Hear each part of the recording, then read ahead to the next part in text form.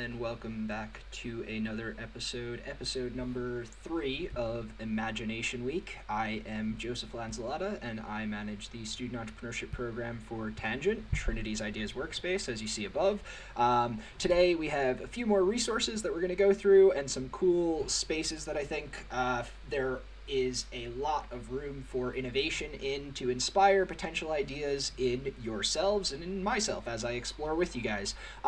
So as I mentioned in the beginning of all of them, up above me on the Tangent website, there is a sign up to Tangent Online link. Tangent Online is an open Blackboard module for all students of Trinity College Dublin. So if you're a student of Trinity, it costs you nothing. There are no assignments. It is well worth your time. Go ahead and sign up to Tangent Online if you haven't already. If you are not a student of Trinity, you can go and join the Tangent mailing list just over there, and once a month you'll get a big update on what's going on in the innovation community, some really interesting things in there, so definitely check it out. So today, the past few days, just to recap a little bit, we've gone through a few things. We've gone through the trend canvas was kind of one of the tools that we looked at on day 1, along with some mega trends that went on. On day 2, we went through a number of other trends and kind of infographics that look at trends, and then looked at the Then we looked at the World Economic Forum Strategic Intelligence Tool, which is an interesting way of doing deeper research into some of the trends that you might be interested in and see kind of what's connected to them. So today, for day 3, I've tried to take it in a bit of a different direction, and we're going to be looking at kind of some of the things, firstly, that could potentially go extinct in the near future. So what are things that are going to be ending trends, so things that are potentially coming to their end, and where there may be opportunities for what comes next by looking at some of the sustainable development goals that the UN has put out, because there is a lot of room and opportunity to not only develop new ideas, but do great things for the world by falling in line with the UN Sustainable Development Goals. So, without further ado, I'm going to jump on to one of my a very interesting infographic that I have here on the screen. Now, I know it's cut off a bit at the bottom, so I'm just going to scroll out a little bit so you guys can see the whole thing, and then we might zoom in after that. Now, there's a few things. This is a extinction chart, but I importantly want to make sure to have a look just here first. Extinction does not refer to total disappearance, merely general disappearance in most parts of the world. And this comes from Now and Next. It's one of the websites that we had a look at yesterday, where they have a number of things that are up and coming. This is the actual website, What's Next? Now and Next, they have a load of different infographics, but we're looking at Extinction Timeline 2 today. So back to here. If you are watching this video live, wonderful, happy to have you here. I will be posting in the chat the link to this specific PDF, so you can have a look at it yourself if you want to zoom in afterwards or see anything that I may miss. But if you're watching this afterwards, the links for everything I talk about will be in the description of this video. So I'm going to zoom out a little bit so we can have a look at this. And the other thing that I need to show you guys before we go on is in the bottom right-hand corner, which is particularly difficult for me to show you because it hides behind me. But the prediction death date is not to be taken too seriously. This is a perspective on some things that may or may not end, but this is not a be-all, end-all, or a factual representation of absolutely everything that's going to end. But like is the goal with everything we're doing this week, it's looking at different things that might be going on and taking those ideas and distilling them down into what might be an opportunity for you to pursue and develop a new idea in that space. We're imagining new ideas here. So this is the exciting part, where we get to zoom out and look a bit at what is potentially going to go extinct. Now, the reason I shared the link is there's a lot on here, so it may be hard to see everything at the same time. But if we start over back in the 1950s over here, one of the things that has already gone extinct is elevator operators. There was the innovation of the electronic automatic elevator, and we no longer needed elevator operators, so that was an evolutionary stage that made that go extinct, as well as carpet beaters, baking soda, vinegar, and lemon juice cleaners, an innovation at one time, but now we have a few other options. We keep going through steam trains in the 1960s, telegraph operators, carpet sweepers, a carpet trend, interesting, keep an eye on that. Then if we keep going through smallpox, milkmen, vacuum tubes, manual washing machines in the 1970s, and rag and bone men. Somebody can explain exactly what that is for me.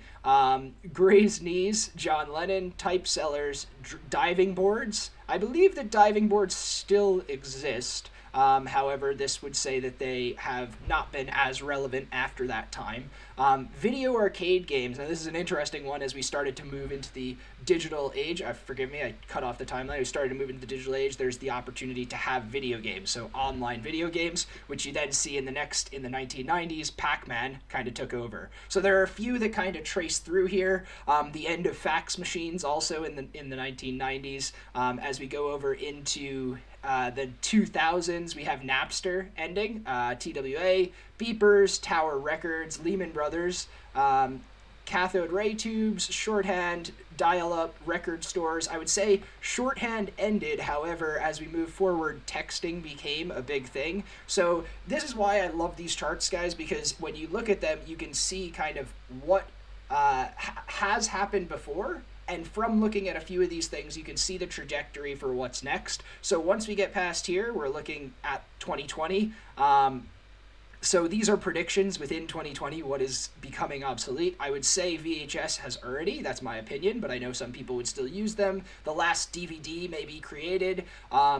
Receptionist paperwork, low-cost goods, interesting. School libraries, I'm not certain of that, but that's an interesting perspective. Low-cost travel, paper statements, biodiversity. I am interested in deeper learning on that. So each of these can be used as kind of a trigger to do that deeper research. As I said, the World Economic Forum's tool that we went through in yesterday's session is a really good way. If you see one of these that's something that might end in the future or has ended in the past, and you want to dig deeper on maybe why or what it's connected to, that can be a really good way of taking that next step and seeing kind of what connects to this and how you might be able to fit within and develop an idea out of that.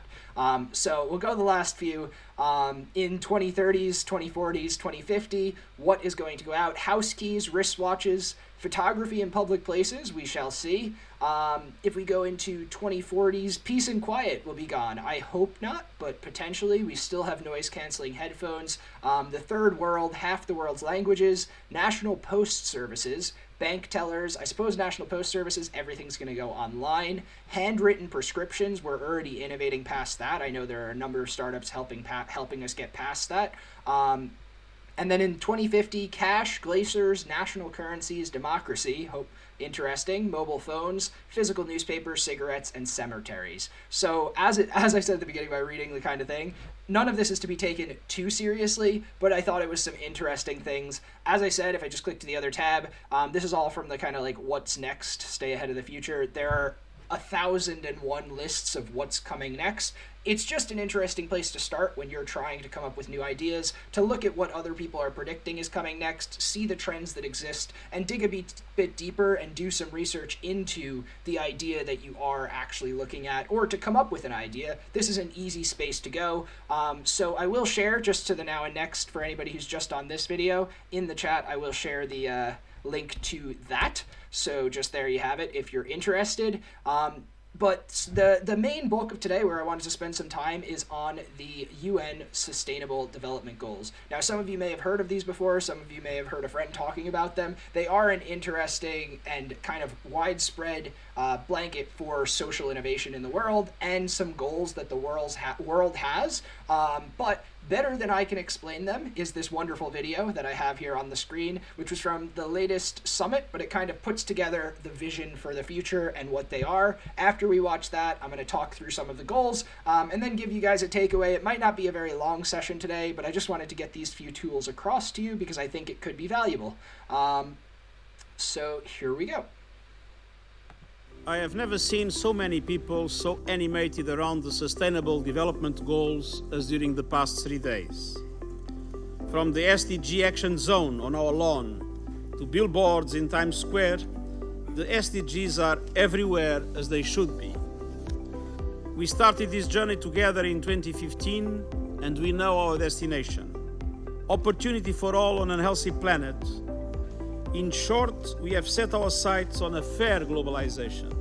The good news is that the 2030 agenda is coming to life, and we are making progress. But let us be clear, we are far from where we need to be. We are off track.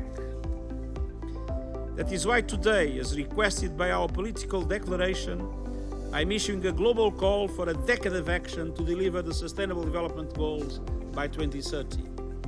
Tout d'abord, l'action à l'échelle mondiale. Le temps est venu de prendre des décisions audacieuses, tant sur le plan individuel que collectif. Il nous faut davantage de ressources. En deuxième lieu, l'action locale. Nous devons faire davantage au niveau national afin d'obtenir des résultats là où cela importe le plus, dans la vie des gens. Troisièmement, l'action individuelle. J'appelle la société civile, les associations locales, les médias, le secteur privé, les syndicats et les universités, entre autres, à plus que jamais travailler, mais main dans la main, vers des objectifs communs. We have the best solution in the Agenda 2030, our blueprint for a fair globalization. We must step up our efforts, and we must do it now.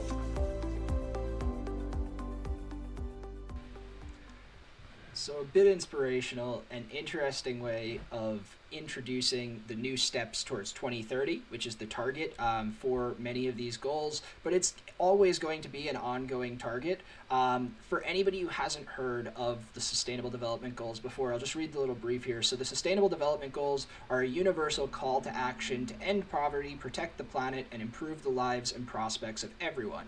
The 17 goals were adopted by all UN member states in 2015 as part of the 2030 Agenda for Sustainable Development, which set out a 15-year plan to achieve the goals. Today, progress is being made in many places, but overall, action to meet the goals is not yet advancing at the speed or scale required. 2020 needs to usher in a decade of ambitious action to deliver the goals by 2030. So one of the biggest reasons that I want to point everyone here in the direction of the UN Sustainable Development Goals is because there are a number of countries, most of the major countries from around the world, who have come together to say that these are our goals. And within each of these goals, they are big things. You see some of them on the right-hand side here. No poverty, zero hunger, good health and well-being. They are broad, overarching ideas that within which you can fit even smaller ideas. And the idea is that you're laying bricks. There are a number of different ideas that can build up to solve these world problems. But I think it's a really good place to start to contextualize whatever it is you're developing, whatever trend you're landing on, within the wider element of these Sustainable Development Goals. So for that reason, I wanted to go to the site. I'll share the link to the Sustainable Development Goals website just here. For anybody watching after, it will be in the description. For anybody watching now, it is now in the chat. But to go and look at the Sustainable Development Goals is a great place to start. What I'm going to show you now is on the goals, just some of them the way that this website is kind of navigated. So when you go to the goals, you click here, it goes to about the Sustainable Development Goals, and it has the list of each of them. And behind each of them, it has a description. So goal 2, zero hunger. The food and agriculture sector offers key resources for development or key solutions for development and is central for hunger and poverty eradication. We go down, there's a number of them. So let's go all the way down to the bottom.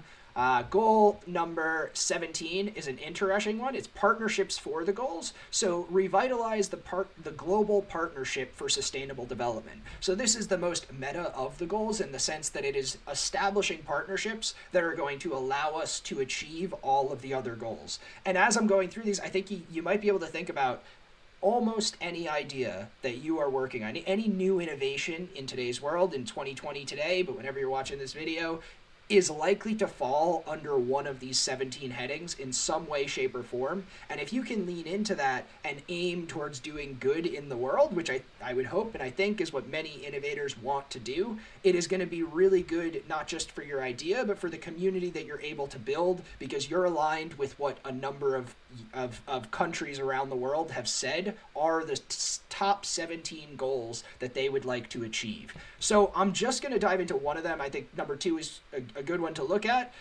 Read more about goal 2. When you go into goal 2, it has a brief description. I'll read the first paragraph there. It's just, it is time to rethink how we grow, share, and consume food. If not done right, agriculture, forestry, and fisheries can provide nutritious food and for all and generate decent incomes while supporting people-centered rural development and protecting the environment. So that's the goal. Now it goes into a bit more detail, but it kind of has something for everybody. So why it matters here, it has a graphic, and then it also has an infographic on some of the numbers. So if you're looking at in one of these spaces, there have been a lot of deeply researched infographics created about the area that you may be working in or the area that you may be developing in. So for example, you click on the infographic for No Hunger, it will open up here as a PDF in just one moment. And when you zoom out, it has a lot of statistics. So 2/3 of extremely poor employed workers worldwide are agricultural workers. It's just a one page. It has 821 million were undernourished in 2017, 784 million in 2015, and these are verified statistics. The UN Sustainable Development Goals has put them there, and it's just a really good place to start. If you're looking in a presentation for that big high-level number that you want to understand how you might be able to make an impact in the world, this is a really good place to start. That was just the infographic, but then it has even more facts and figures laid out. An estimated 821 people, as I said, were undernourished in 2017. I'm visual, but some people like to read instead. It has it represented in both ways, and then it has some details on food security. Interestingly, it then has the targets. So if you want to be metric driven and see how you align with actually hitting the specific target, you can go into goal 2, by 2030, end hunger and ensure access by all people, in particular the poor and people in vulnerable situations, including infants, to safe, nutritious, and sufficient food all year round. So that's one goal. You may be able to fit even within that. And that's what I'm saying is these are big top level things. It also, interestingly, has links to a number of things. So if you want to reduce your food footprint, the World Food Program, International Fund for Agricultural Development. So it's a good kind of starting point as you dive down the road of how you might fit within the social innovation ecosystem of the Sustainable Development Goals. So the last thing that I want to show you guys today, as I said, it's going to be a shorter one today, but the last thing I want to show you guys today is the Take Action tab. When you go to the Take Action tab, it has what I thought was very interesting, the lazy person's guide to saving the world. So this is often the problem with social innovation or with any sort of large-scale action, is that not necessarily that people are lazy, I think that's a bigger word, but just the idea that it's hard to get people to change their behavior and figure out what it is that you can do. When you think about zero hunger around the world, it's difficult to contextualize that and figure out, okay, what can I do day to day that's going to make an impact towards that? So what they've done here is they have different levels. So you have level 1. You can save electricity by plugging appliances into a power strip and turning them off completely when not in use, including your computer. That's something that I think everybody could do and everybody could take action today. Now, the interesting thing about each of these things that everybody can do today to make an impact is any one of these, right? So turn off lights, your TV or computer screen provides a cozy glow. So turn off other lights if you don't need them. So turning off the lights, right? That's one example of a problem that people have that has an impact bigger than just themselves. It has a global impact and aligns with the goals. If you're coming up with a solution that will in some way make it easier for people to remember to turn off their lights when they leave the house, you've created something that aligns with the UN Sustainable Development Goals. And as I said before, you're laying one of the bricks that's going to have a world impact. And when you're looking at presenting ideas or bringing a team together around an idea, which is what we're going to look at next week in Collaboration Week, it's really important that you have a core mission that's going to have a big impact in the world. That's what's going to draw people in, and that's what gives people kind of purpose as they develop out with your idea. So level 2, I'll just click through a few. So level 2, air dry, let your hands your hair and clothes dry naturally instead of running a machine. If you do wash your clothes, make sure your load is full. Level 3, what's an example of a level 3? Shop local, supporting neighborhood businesses, keeps people employed and helps prevent trucks from driving far distances. And then what would be an example of a level 4? If you have a fruit snack that you don't want, don't throw it out. Give it away to someone who needs it and is asking for help. Giving away food, an interesting thing, some of you may have heard of Food Cloud. It's a startup that came out of Trinity.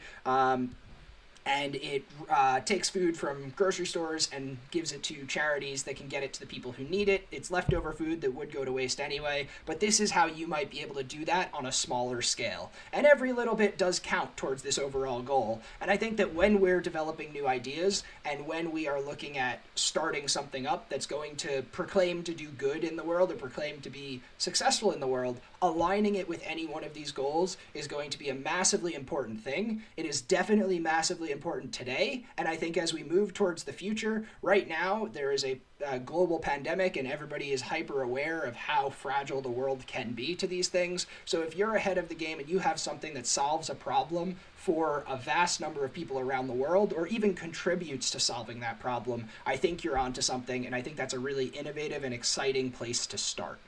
So that's what I wanted to get across to you guys today. I hope that this was valuable for you. I've shared the links there. If you're watching this afterwards, you can see the links in the description. I will be back on Friday for the final part of Imagination Week. But for anybody who is interested, tomorrow we are kicking off the storytelling